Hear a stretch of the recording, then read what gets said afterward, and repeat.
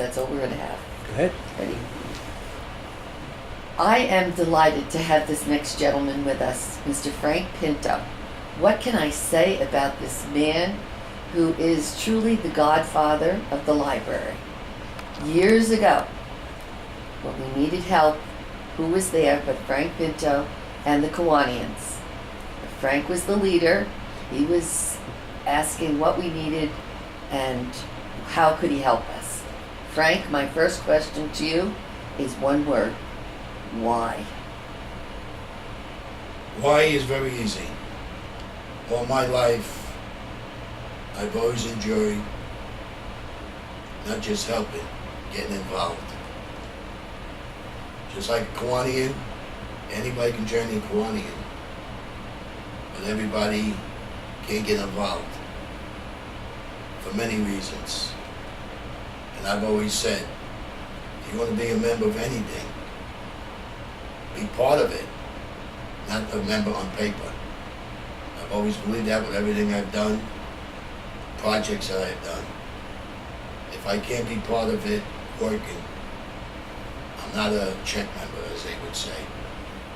And I enjoy, and I've always enjoyed helping people since I was young. And I got that all from my mom. I had 2 sisters. They say sisters, the girl's supposed to clean the table, do dishes, and clean the house. But I guess maybe I was trying to be a businessman, and I would say, give me a quarter, I'll do the dishes. Oh. Because I was true. And they would, because I was looking to have money for the weekend to go to movies. So I would turn around, and my mom would say, why are you doing this? And I thought, I wouldn't lie to her. I said, well, and I had to go somewhere. She gave me 50 cents, 10 cents, whatever. So I'm going to do the floor, or whatever. And that's how I was able to always be involved. Now, why the library, though, Frank? Well, the library, because, again, over the years, since I was young, I've always gotten where anybody needs help for anything. I used to go to stores for people in the neighborhood. I would do chores for them, shovel snow, go pick up a newspaper for them. And one day I was in when I was in a grocery store.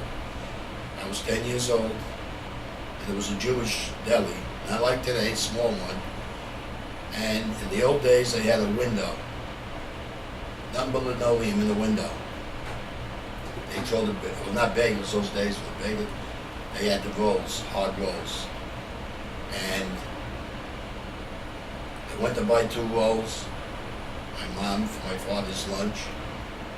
Had none left. So I was always a kibitzer about little different things. And I said to the owner, I never forget his name, Lawrence Yankolowitz, a Jewish man. I said to him, Mr. Boss, I couldn't pronounce his name, it was good then. I says, no more rolls. Can I take the crumbs? He says, good idea. Well, what are you going to do with the crumbs? So we feed the pigeons. So I cleaned the window. And I actually took all the crumbs and put a piece of paper towel. You don't get bags, they cost money. Jewish people, they don't want nothing. And I picked them up. He gave me the job. I was getting $5 a week to clean out every day, go there, clean that.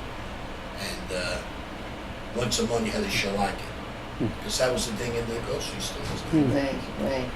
And I enjoyed, and I felt proud that I was doing something, and he liked me, and he gave me an opportunity. Now I'm working for somebody doing things, and I just kept growing up that way.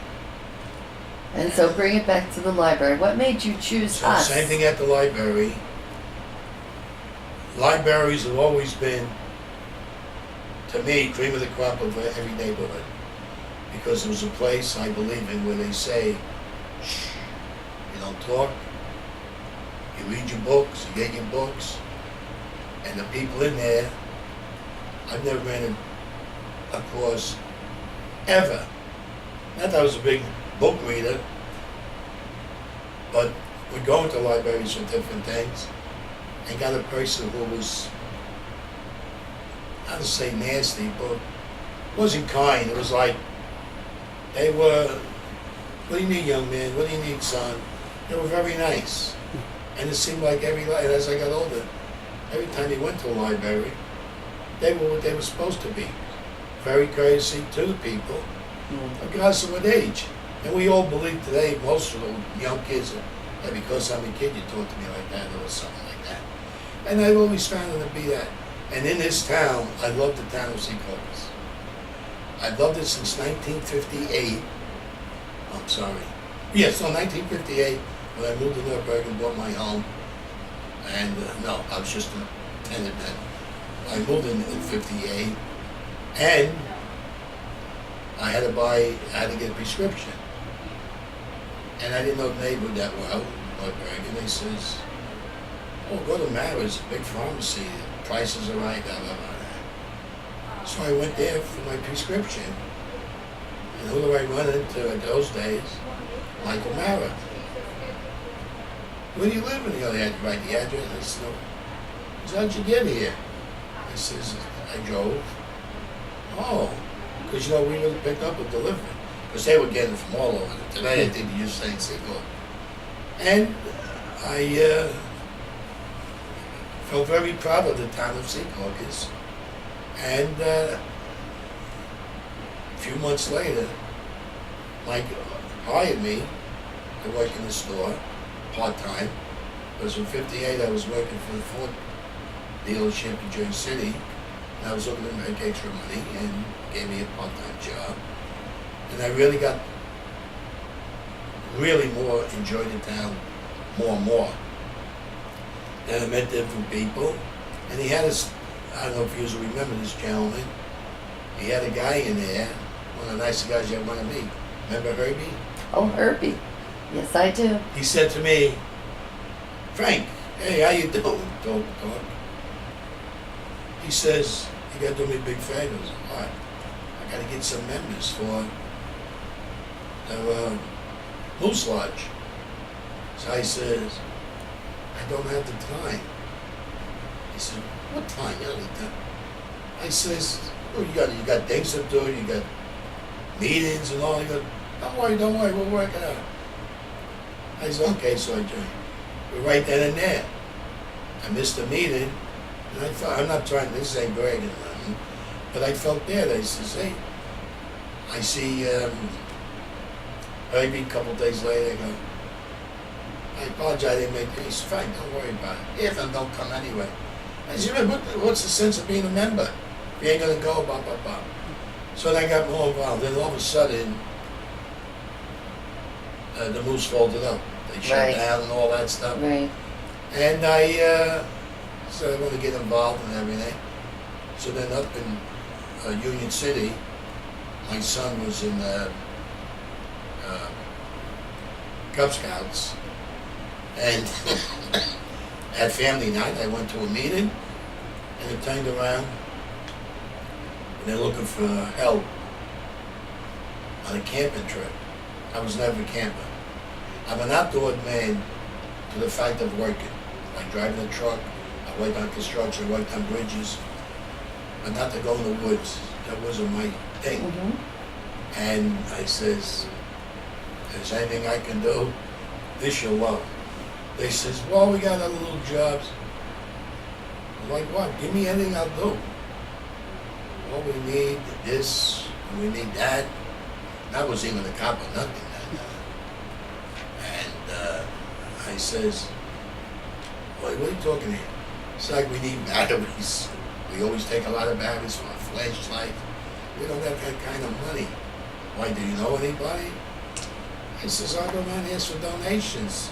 If we don't get it in batteries, get that money, go buy them. So I did things like that, and I got involved until 6 months later. I became the Cub Master. Because the other guy retired, and my son, who was only the following year, he graduated as what they call Wedlow. He went to the Boy Scouts. He can't go along.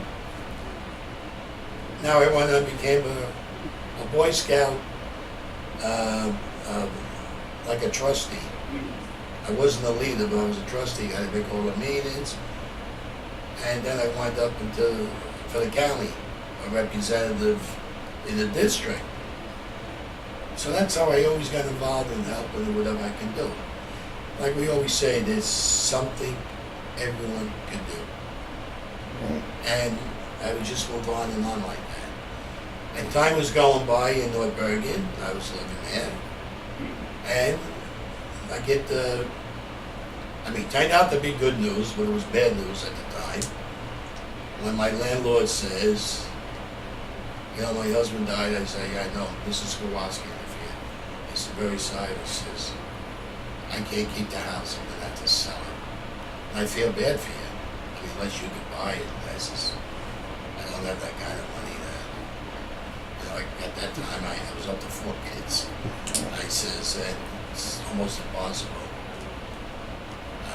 So she says, well, I'll introduce you. There's a guy interested, Joseph Nolan from Cliffside Park. I know he talked about he's very interested. There's probably things he might want. And I says, well, if I can be of any help to you, fine. Turned around. He came down like a week or so later. I was there. And he says, yeah, and I was paying $50 a month rent back then. This was 1962. And he says, I'm going to remodel the entire house. I'll put an addition in the back. Rent's going to be $135. I said, I can't blame you. You're business. I says, but I don't have that kind of money. I got 4 kids there. And he goes, I'm sure we can work out something. The first thing I'd like you to do,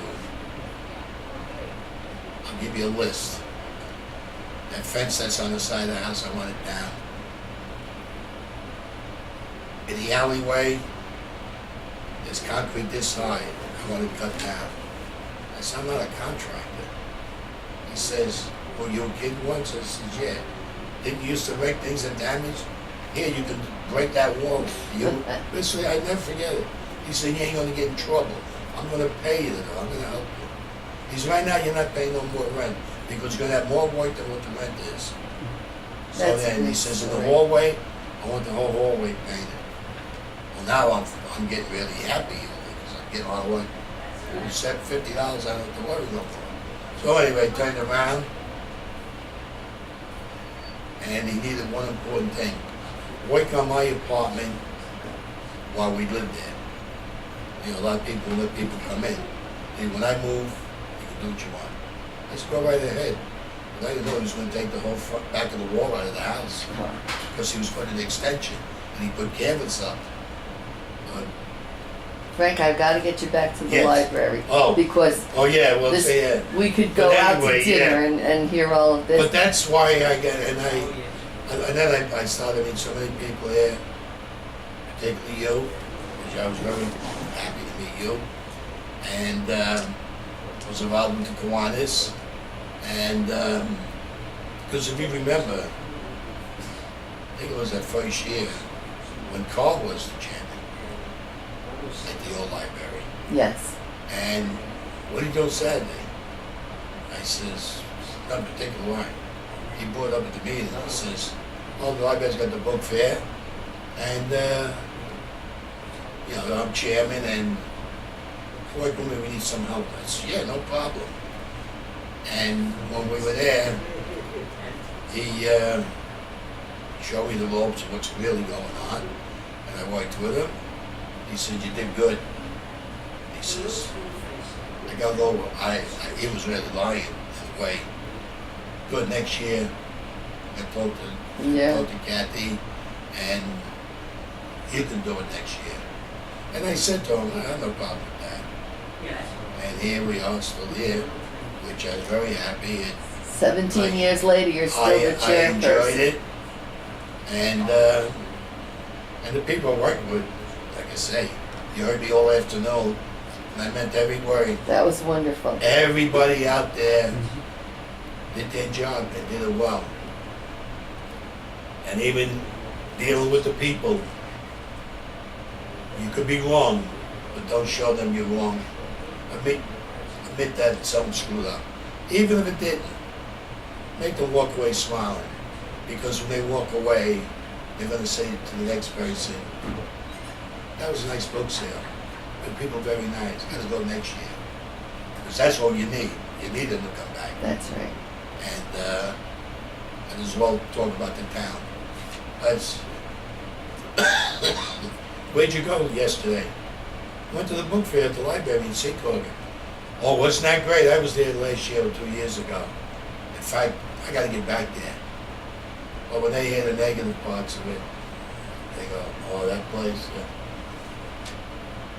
It's all due to one little word that anybody could say that turned the people off.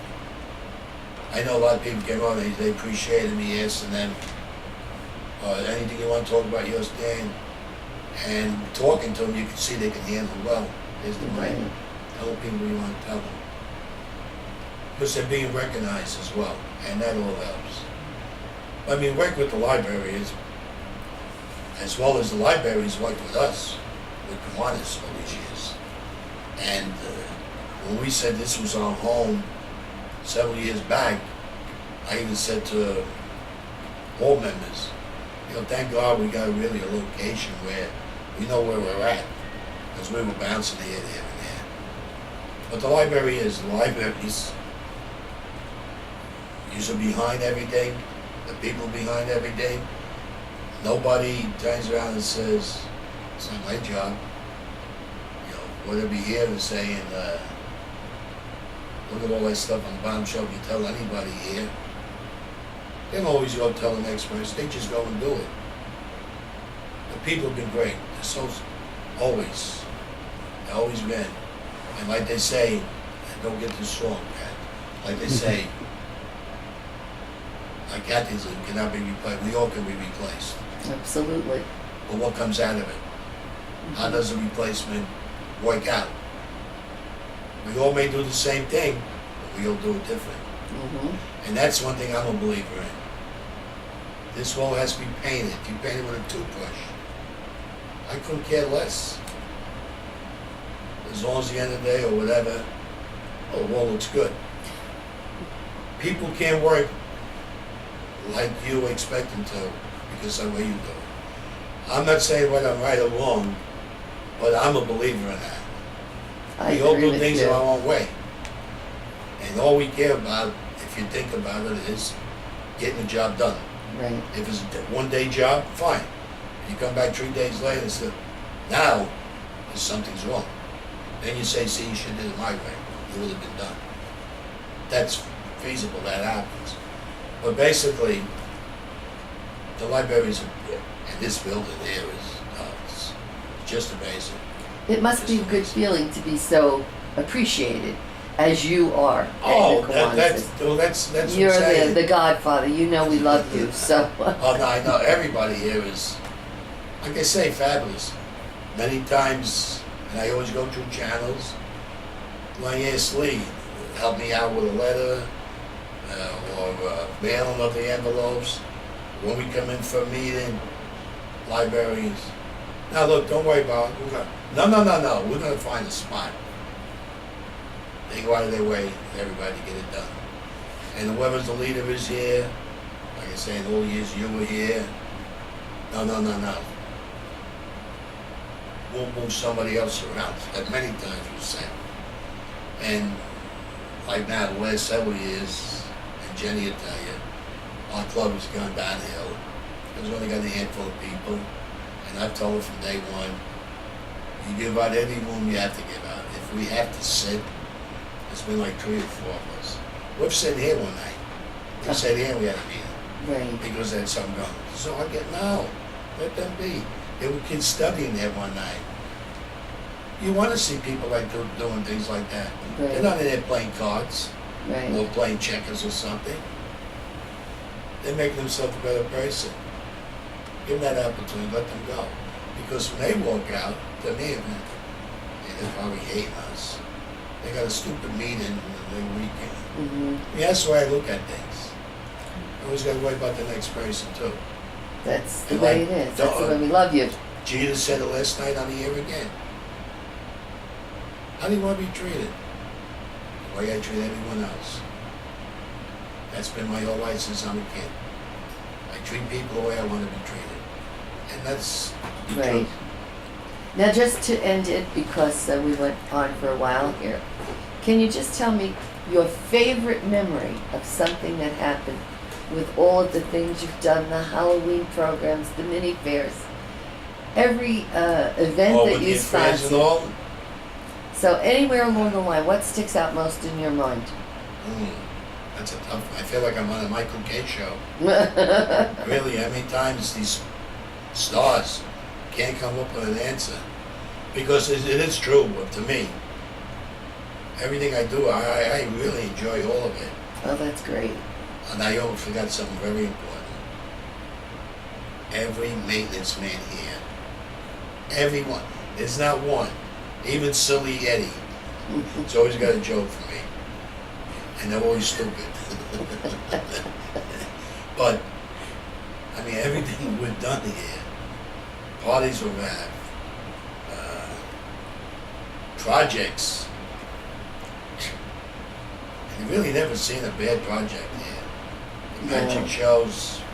Well, that's the true you. You appreciate every one of them. Like even coming here a couple times when I spoke to kids down in the kids' room, when you see those kids, they sit there and they really watch it. It makes you feel good because, like any speaker, with adults, when they see a guy, you know, what are you doing later? To me, that's how we consider it. Yes. If the guy is boring, everybody's going to do the unfeel bad. But when the guy is really putting out his feelings and tell him to think about it, give him the respect. Right. That means so much. Well, that's a good word to leave you with. Respect.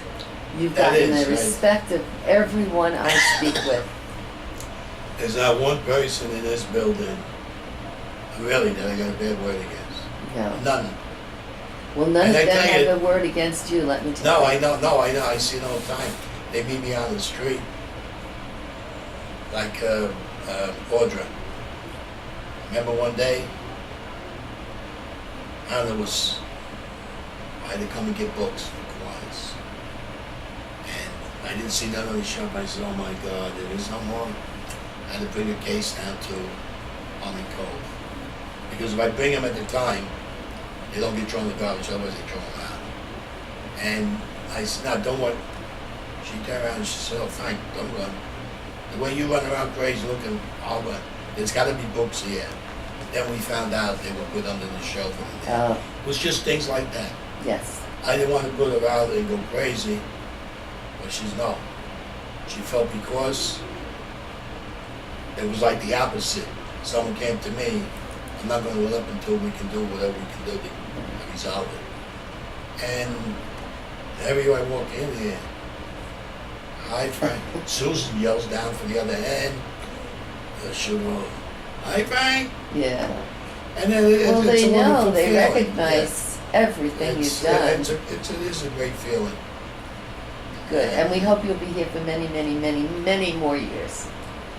I have no intention of going anywhere else. Great. Like I said, I cut down. I have cut down a lot of things, and but I can't cut down everything because it wouldn't be me feeling the way I do without doing things. It always makes me feel good. And like when I was up at St. Andy's way back, you wouldn't believe what I did in 10 years straight. Besides working with the Boy Scouts, Cub Master, Usher, a co-chairman of the Parish Council, the liturgical committee we had, Holy Name Society, the baseball, chairman of the carnival we had every year. Besides being a delegate of my PBA union, and now I'm vice president of the FOP police. Because I believe in getting involved. Why be there if you're getting involved? Because I'll tell you another thing, not too many people know. My education, it wasn't big in school. I feel to myself, I self-made myself. In a way because It's not an excuse, but my parents, immigrants from Italy, they only know one thing. Mainly your father, not so much your mother. He don't work. He wants money into the house to help. Don't worry about education. Not all, like I said, a lot of the old immigrants, because they had no education. They were in Italy. They were lucky. They had a job to work and make money the same way.